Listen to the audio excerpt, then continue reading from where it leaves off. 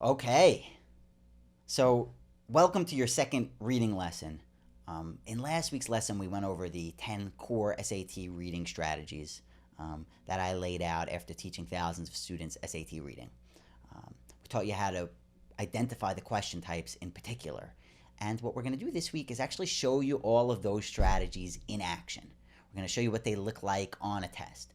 And what we're going to add this week is the actual question strategies. So last week we broke the questions into a bunch of different categories. We said there's the word and context, the double question, the purpose question, the reading comprehension question, right? But I didn't tell you how to do them.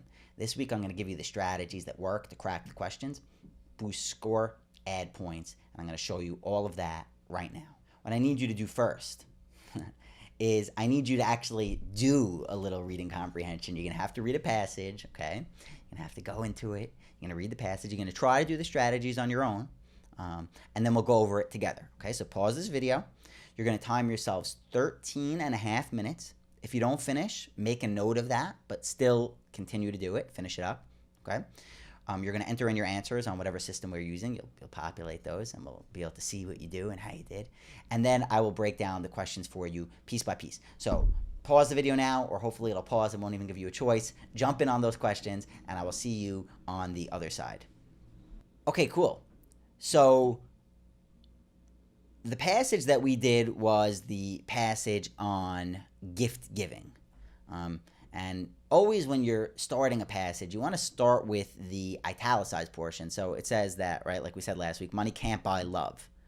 Asymmetric, you might not even know what that means, beliefs about gifts and appreciation. It's about money can't buy love. That's the thesis, right? So it actually gives away the whole passage, right? That it's not about how much you spend, okay? That doesn't buy the love, right? But okay, whatever it is. Now, I'm not going to actually read through this whole passage with you right now, okay? That we'll do for a different day. This week, our focus is going to be on answering questions correctly. Whether you understood this or you didn't, I contend that you could get almost 10 out of 10 questions right using the proper strategies and the approaches that I'm going to show you, okay? So let's just jump in with a question, call it a day. So we got question number 11 over here. That was the first one, okay? The author most likely uses the examples in lines 1 to 9 of the passage to highlight the. Now again, remember we said rephrase the question. How would you rephrase this question? Is it a what, a who, a where, a why? It's a why question. And if you wanted to rephrase it in perfect English, and you should try to do this in your head while I'm speaking, why does the author use the examples in lines 1 to 9? What is their purpose? It's a purpose question. Okay, so let's read 1 to 9. Every day, millions of shoppers hit the stores in full force, both online and on foot, searching frantically for the perfect gift. Last year, Americans spent over $30 billion at retail stores in the month of December alone. Aside from purchasing holiday gifts, most people regularly buy presents for other occasions, including weddings, birthdays, anniversaries, graduations, and baby showers. Now, why? First of all, what is said here? We always start with the what. What is said here? People buy a lot of gifts. That would be the way to summarize that, right? The what? People buy a lot of gifts. The why? Why tell us that people buy a lot of gifts? Let's continue a little bit. The frequent experience giving, and now he's going to go on to talk about it. But why is it important that gifts are, there's a lot of gifts given? So let's look at the choices. He wants to highlight the regularity with which people shop for gifts. Sounds pretty good. To highlight the recent increase? No. So this says last year, but it doesn't tell us what was before last year. So no, that B is eliminated, just wrong. Anxiety? Does it mention anxiety? I didn't even see that, so that's out. And number of special occasions involved in gift giving. So D works also, right? It does talk about the number of special occasions. But again, and this is the key. This is where the trick comes in. This question is a why question. It's not a what question. So even though D is true from a what perspective, what do they talk about? The different occasions. The why is just to show you that it happens regularly. And therefore, the whole passage is relevant. Read this passage because gifts are a big thing. A lot of people buy gifts. A lot of people are doing it. And therefore, my passage is relevant. It's the intro. Not to show the different occasions. That's not so important, okay? So D is eliminated, and that's really showing you how understanding that it's a purpose question, that it's a why question. Boom. That puts you right on path, okay? Question 12. In line 10, word ambivalent most nearly means, what is this question type? We did this last week. Question type. Word in context. Word in context. How do we do a word in context question? So what a lot of people will do is they'll see this word ambivalent. Now, maybe you know what it means, maybe you don't. Let's say you do. Ambivalent means mixed feelings. Ambidextrous, use both hands. Ambiguous has two meanings. Ambivalent, mixed feelings. On the one hand, this. On the other hand, that. Ambivalent, okay? So let's say you knew that, okay? So then you would say conflicted is good. Unrealistic, apprehensive, and supportive. Really, conflicted looks best, and that actually might be the right answer, okay? But that is not the right way to do this question, okay? The right way to do this question is not just to look at the definition of the word. It's to go look at the word in context. So I'll show you how to do it. And this frequent experience of gift giving can engender ambivalent feelings in gift givers. This word here. It engenders ambivalent feelings in gift givers. Now, let's say you didn't know what it means, okay? And this is the key, right? So what you would have to do is look at the next sentence. So what does it mean that they're ambivalent? Well, many relish the opportunity to buy presents because it gives a powerful means to build a stronger bond. Okay, so that's many. At the same time, many dread the thought. So what is this ambivalence? Some like it, some don't. They're conflicted. Okay, so this is actually the literal definition of ambivalent. I explained it, but it doesn't actually show you a good form for how to do these word in context. And we'll see another one on this passage. Every passage is two. But the key is that you're going to have to use context clues, and very often, actually, all of these words will mean it. Okay, so I'll show you that strategy in another word in context question. But here, if you didn't know what ambivalent means, you needed to use the context clues, which we found in the sentences that followed. And that's very important. Don't only look in the sentence, also look before and also look after. 13 and 14, they put together here. This is a double question, okay? This is the biggest, remember we said, makes up 20 of the 52 questions. That's 40% almost of the questions on SAT reading. Huge question type. I'm about to break down the strategy for you in detail. This is the most important thing you've ever learned from me in reading, so buckle up, pay attention. Let's do it, okay? I call it so let's first talk about how you would do it, and then we could talk about my method. So normally what people do is they'll do 13, and it says the author indicates that people value gift giving because they feel it. They'll try to do this one. Then they get to the question in 14, and they're like, oh, there were lines. Ugh, I just searched the whole passage looking for the answer to 13. I wish I knew all along there were lines, right? And you probably relate. Maybe you had that experience this time, right? You search for it, and then... So step one, and my method is called the Islam method. Okay, the Islam method, no relation to the religion. I thought it was clever, like a funny joke, but I don't know. But you'll remember it, the Islam method. Okay. Step one: identify. First, you have to know that it is a double question. Identify that this is a double question, because if you don't, then you're going to do what I just said, where you do question one without the line, then you get to question two. Identify. Okay. Step two: summarize question one. So that's the S in Islam. Summarize question one. Very important. Yeah, always you have to summarize, but here there's actually two questions riding on your ability to summarize question one. So the author indicate that people value gift giving because they feel it. Again, how do you say this? People will say the author. Nah, you don't need to tell me about the author. I understand the author. Why do people value gift giving? Again, who, what, where, why? Ask it to a baby. Why do people value gift giving? Good question. I don't know. Next step, so you summarize. Next step, lines. Go to the lines and look at the lines and say which one tells me why people like giving gifts. Go to the lines. And remember, why do people like giving gifts? Why do people like giving gifts? I'm going to check every line, and in my head, I'm going to loop the question. Why do people like giving gifts? Okay, 10 to 13. Many relish the opportunity to buy presents because... Already, this is the answer, right? Gift giving offers a powerful means to build stronger bonds. So why do people like giving gifts? Well, offers a powerful opportunity to build stronger bonds. This is the answer. I don't even need to check the other ones.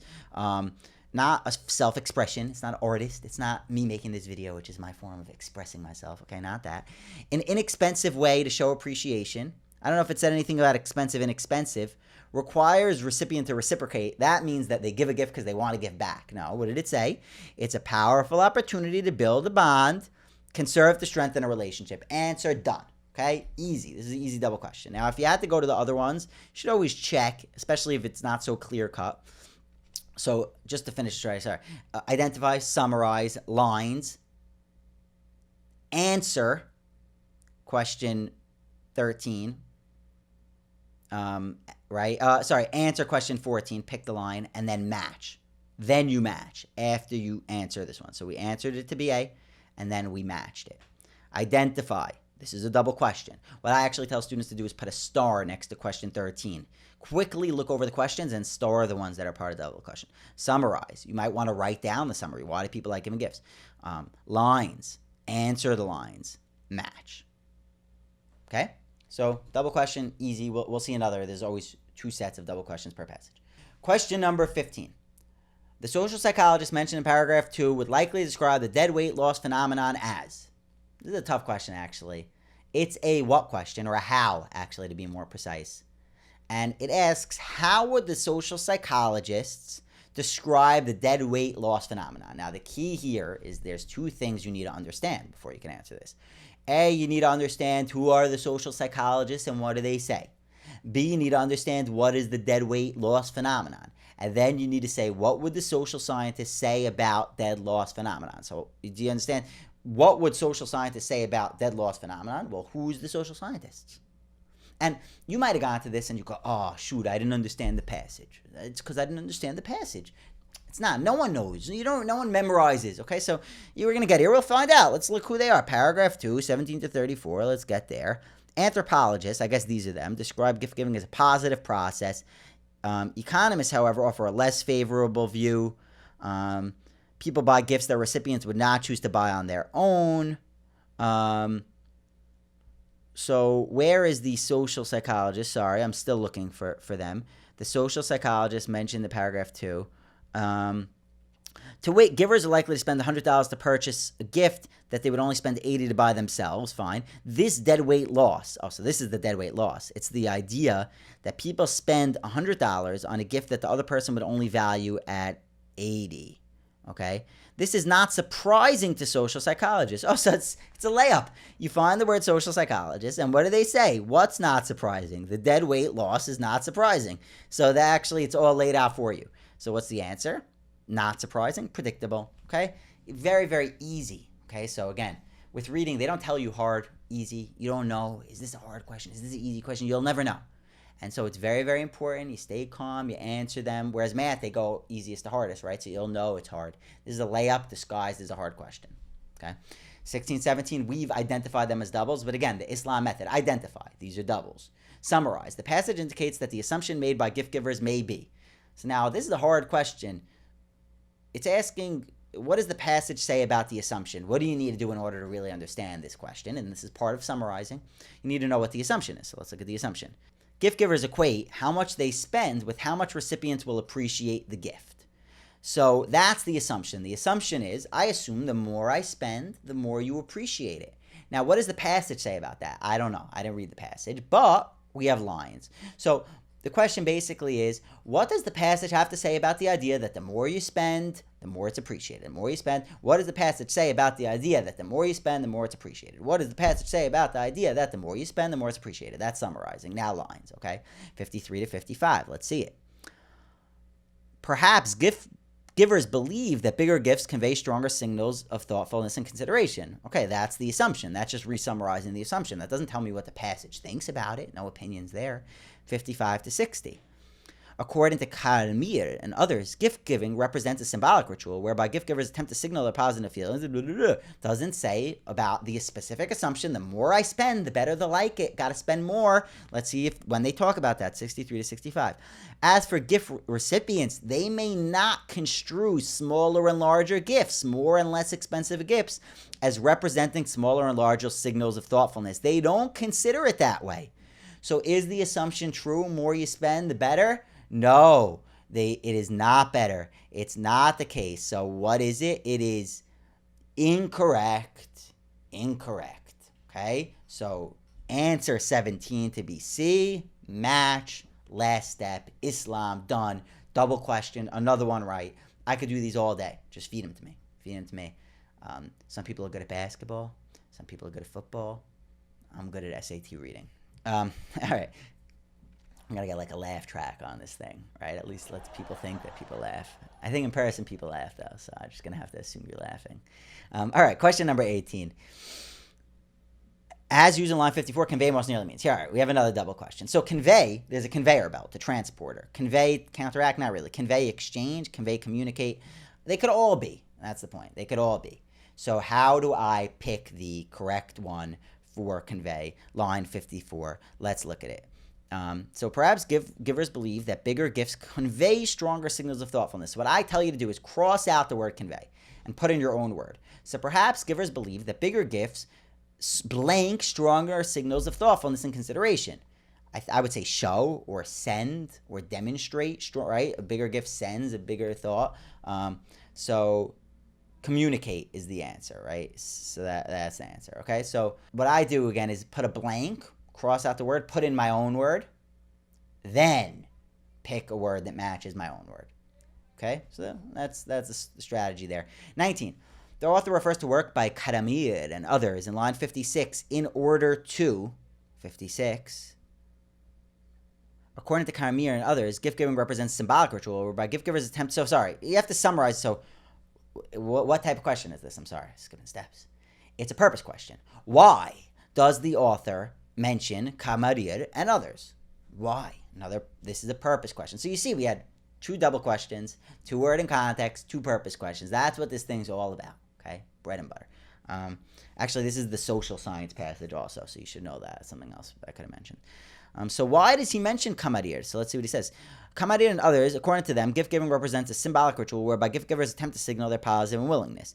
So why does he bring that up? Well, you could see later. In this sense, gift givers may be motivated to spend more in order to send a stronger signal. So what's the point? It explains why someone would want to spend more, right? Because they view it as a signal, this and that. So this is a tough one, but it offers an explanation as to why gift givers want to spend more. Okay, purpose question, a little bit tricky. I don't want to delve into it too much. It's not, Now we got the graph questions. So 2 graph questions. I'll show you how to do these, and then we're done. You did a great job. 18 minutes in. I don't know if usually maybe TV's this long, but TikToks are not this long. I'm trying to figure out if I could teach you in quick TikToks. If you think I should, then hit me with a message. If you think that would be completely lame, like my wife thinks, then let me know that as well. And my sister-in-laws also think that. I think it would be loserish. The graph following the passage offers evidence that gift givers base their position on how much a gift will be appreciated on. So you have to summarize the question always.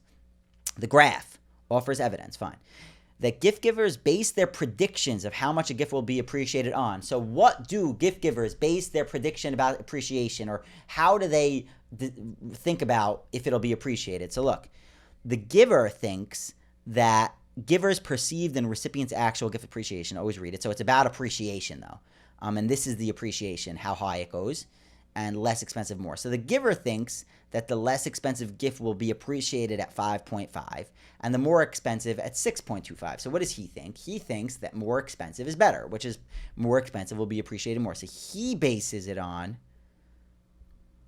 the monetary value, right? He thinks the more he spends, the more it'll be liked. The author would likely attribute the difference in gift giver and recipient appreciations as represented. So the difference is subtraction, right? What actually is true about the recipients? They appreciate them equally. Actually, they like the less expensive gift more. Okay, I don't know if that's true, but you get the idea, right? So they're wrong, the givers. They think they have to spend more. Actually, it's more about maybe how useful it is, or right, you don't really care about the value. So is it an inability to shift perspective? It could be, but that's weird. An increasingly materialist culture, that's wrong, right? Because they like the cheaper better. A growing opposition to gift giving, that's wrong. A misunderstanding of intention. So it's either A or D. I think you might have to come back, and it would say, in theoretical terms, people fail to utilize information about their own preferences in order to produce more efficient outcomes in their exchange relations. In this last thing, it talks about their perspectives and struggling to transfer. I don't want to get into it too much, but what should happen, okay, is that you should be eliminating, if I haven't made that clear, right? So I would eliminate B, and I'd eliminate C. And then I would say, is it A or D? And I would check. I don't know the answer. I have to get them all right. So I'd go to the last paragraph, because that's actually the paragraph I read the least. And then I would find that the answer is inability to shift perspective, okay? So that's a wrap. That is the strategies for all the question types. The word in context, the double questions, the purpose questions, summarizing, eliminating, reading the italicized, all in action. Okay, throughout this course, we're going to do this 100 more times. 100 more times. Taking a passage, getting questions wrong, identifying where you're struggling, rinse, wash, repeat. All right, but if this is the first passage you did with us, congrats. It's nice to have you a part of the family. I look forward to continuing to work with you, to serve you, to bring you to a higher score, and I will see you soon.